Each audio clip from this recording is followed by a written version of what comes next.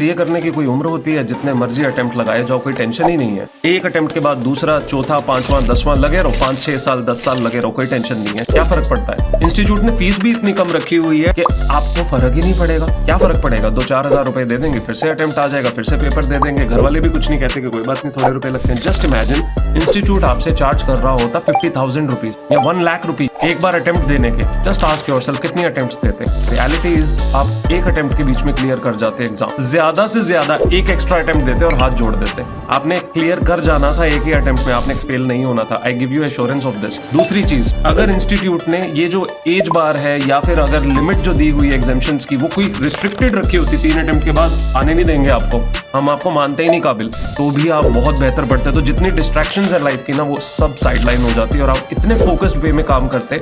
आपको पता होता कि मैंने 4 साल जो मेहनत की है वो जीरो हो जाएगी, क्योंकि पता है अटेम्प्ट्स के बाद अटेम्प्ट्स लगा सकते हो। तो ब्रेन आपको अलाउ ही नहीं करता है ये सोचने के लिए you are supposed to put all the damn efforts, all the fucking efforts this time only. तो stop doing this nonsense to yourself और अपने आप को ऊपर उठाओ इस प्रॉब्लम से। जस्ट अपने आप को ये क्राइटेरिया दे दो कि मेरी अटेम्प्ट्स जो है वो 4 ही मेरे पास अवेलेबल है या 2 अवेलेबल है, मेरे को इसमें निकालना है, या 50,000 रुपए लगेंगे अगली बार। क्योंकि आप जो समझ नहीं रहे हो ना, वही प्रॉब्लम ये है। यहाँ पे अपॉर्चुनिटी कॉस्ट जो आपकी लूज हो रही है लाइफ में, वो इतनी बड़ी है, इतनी बड़ी है कि अगर आप उसको समझ पाओ तो उस केस के बीच में ये एग्जाम कभी भी आप जो है फेल नहीं हो पाओ।